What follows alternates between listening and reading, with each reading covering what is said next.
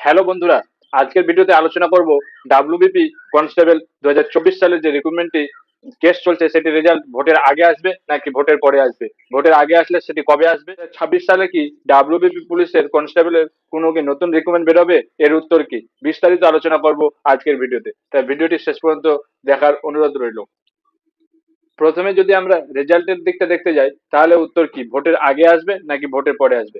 কালকে তোমরা সবাই জানো 31শে মার্চ একটি শুনানি রয়েছে। কালকে শুনানিতে যদি ভালো কিছু খবর আসে তাহলে ভোটের আগে রেজাল্ট আসার সম্ভাবনা রয়েছে, এবং কালকে শুনানির পরে যদি ভালো খবর না আসে তাহলে কিন্তু তোমাদের ধরে নিতে হবে যে ভোটের আগে কিন্তু আর রেজাল্ট আসছে না, ভোটের পরেই তাহলে রেজাল্ট আসবে।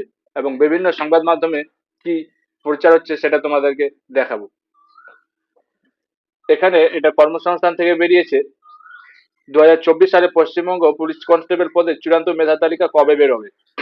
কি বলা হচ্ছে, সম্প্রতি আদালতের নির্দেশে 2024 সালে পশ্চিমবঙ্গে পুলিশ কনস্টেবল পদে লিখিত পরীক্ষা পাওয়া প্রত্যেক প্রার্থীর নম্বর প্রকাশ করা হয়েছে। এবার চূড়ান্ত ফল বেরোনোর পালা।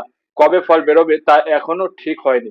তার মানে তোমরা বুঝতেই পারছো, কেস কালকে শুনানি রয়েছে। কালকে কিন্তু বোঝা যাবে তোমাদের যে রেজাল্ট ভোটের আগে আসতে পারে কি আসতে পারে না। এরপরে বলছে, এবছর কলকাতা পুলিশ ও পশ্চিমবঙ্গ পুলিশের কনস্টেবল ও সাব ইন্সপেক্টর পদে নতুন বিজ্ঞপ্তি কি বেরোবে? এখানে উত্তর বলছে হ্যাঁ, বেরোবে। 24 সালের রিক্রুটমেন্টের কাট অফ কি আসতে পারে, ফাইনাল কাট অফ কি আসতে পারে, এটা নিয়ে আমি ইউটিউবে অলরেডি দুইটা ভিডিও আপলোড করেছি, মেল এবং ফিমেলদের। সেটা তোমরা আমাদের চ্যানেল থেকে গিয়ে দেখে আসতে পারো।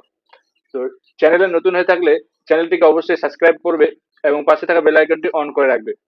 ভিডিও ভালো লাগলে অবশ্যই লাইক, কমেন্ট এবং বন্ধুদের মাঝে ভিডিওটি শেয়ার করে দিবে। ধন্যবাদ।